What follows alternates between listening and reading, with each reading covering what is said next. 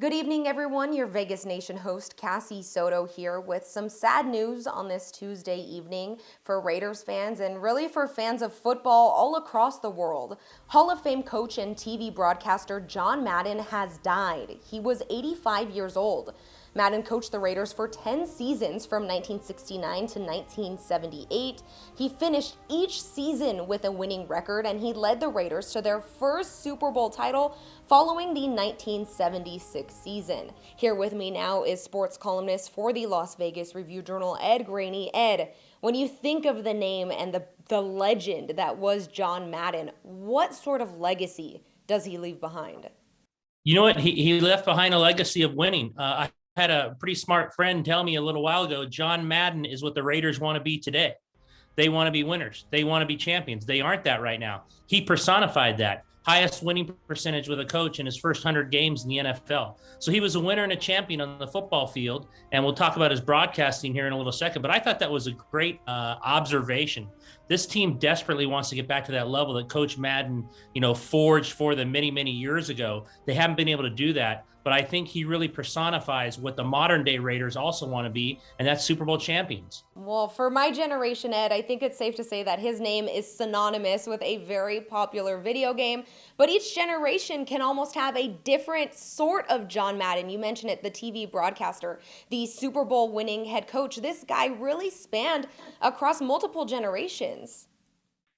Yeah, talk about a successful life, right? I mean, my kids who are in their low 20s now, not to make fun, they didn't know John Madden, the coach. They barely knew him as the broadcaster. They knew him from EA Sports. They knew him from the video games. When you can make that kind of indelible impact on the field, in a broadcasting booth, and then kind of in a Generation X sort of way with all these young kids now, and then really people your age, Cassie, and even older than you that played Madden growing up. What a life and a legacy that John Madden left behind. And I think everything we're going to hear about him over the next 24, 48, 72 hours will put that legacy in perspective of what an incredible life he led.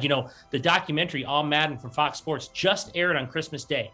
Time after time, person after person from his life came on that documentary, said what they meant to him as he watched from a theater-like setting. And what a way, 2 days later, he passes, but what a way, a final moment, what everyone thought of you in your life and the love they had for you and the pride they had in you. You couldn't script a better ending for John Madden. It's very sad that he's passed, but can you imagine getting to sit through that and watch that a few days before your time has come? It's amazing. This is almost like the moment where Hall of Famers, Ed, get awarded posthumously, but it's so nice when they can be here and put on that gold jacket when it means the most to them. Obviously, most recently, even thinking of Tom Flores for the Raiders, being able to live in that moment and see all of his hard work come to life. And of course, sticking here with the Raiders, Ed, they have put out an official statement. They said, quote, "The Raiders family is deeply saddened by the passing of the legendary John Madden. Few individuals meant as much to the growth and popularity of professional football as Coach Madden, whose impact on the game both on and off the field was immeasurable." We will hear from Raiders players and coaches tomorrow on Wednesday. What do you think their reaction is going to be? We've already seen Max Crosby post on Twitter, "Rip John Madden." Gerald McCoy said not Madden. So obviously a big effect here for this Raiders team. Well, no matter how long you've played for the organization, walking in that facility, you know everything about John Madden. He still is around that facility in so many ways.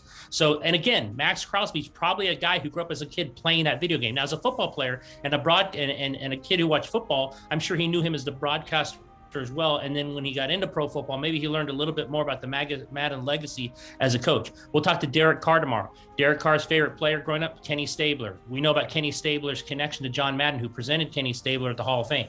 So again, there's so many connections here, young, old, new players, former players that John Madden kind of brought all together. And we're going to hear from these people for the next 48, like I said, 48, 72 hours of all their memories of Coach Madden. So get ready for that. And each one will be poignant, I'm sure, and each one will have a deep meaning to those who are delivering them.